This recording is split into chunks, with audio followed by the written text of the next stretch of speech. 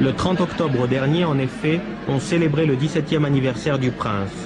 À cette occasion, une réception réunissait les proches de la famille impériale ainsi que les principaux dignitaires du pays.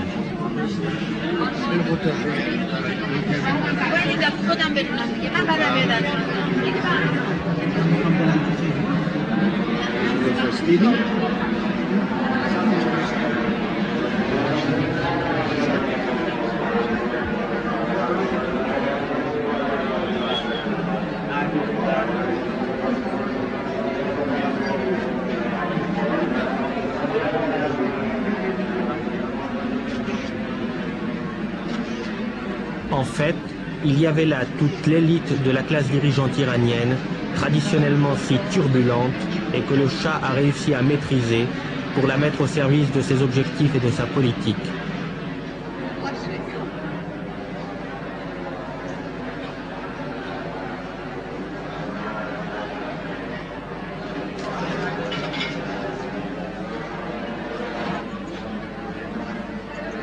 Était aussi présente pour la circonstance la mère du Shah qui, normalement, n'apparaît jamais en public.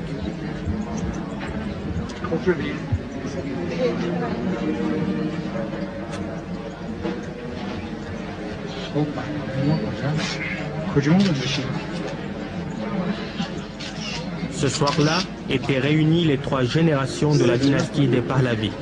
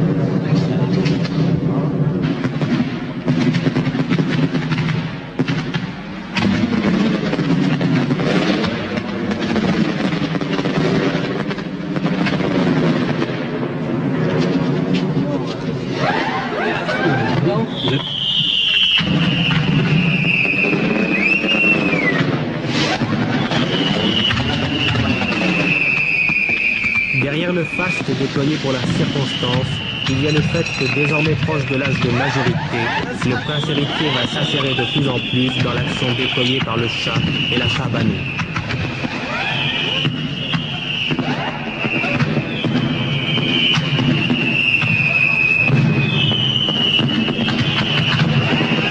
Et c'est là, en attendant l'heure d'assumer à son tour un pouvoir que le Shah considère comme incrusté dans la tradition millénaire de l'Iran.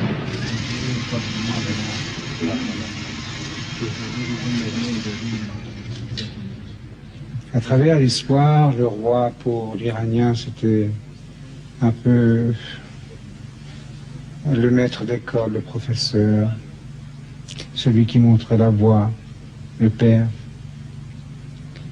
Je crois que, en tout cas pour le moment, le rôle du roi est le même que ce qu'il a été pendant 2500 ans dans ce pays.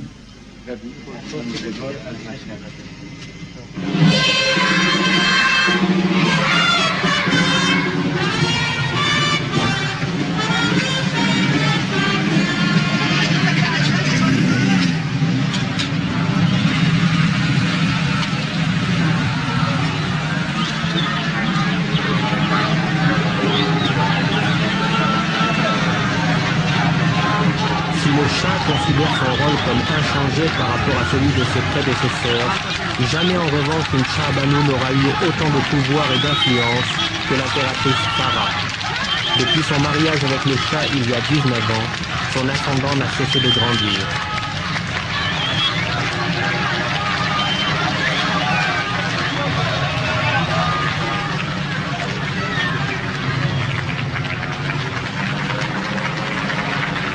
Les voyages que je fais à l'intérieur du pays, c'est surtout pour moi une possibilité d'avoir davantage de contact avec notre peuple dans leur environnement géographique, social et traditionnel.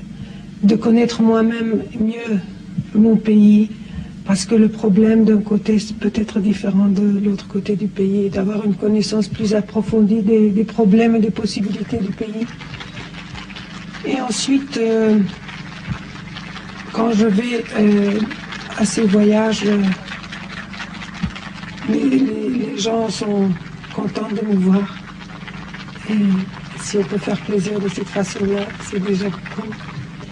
Et aussi beaucoup de problèmes que les officiels de ces régions ou les gens m'en parlent, et j'essaie de faire quelque chose à ce sujet et de visiter les choses qui ont été faites, les problèmes à résoudre, et aussi en même temps d'encourager ceux qui ont travaillé dans des domaines différents.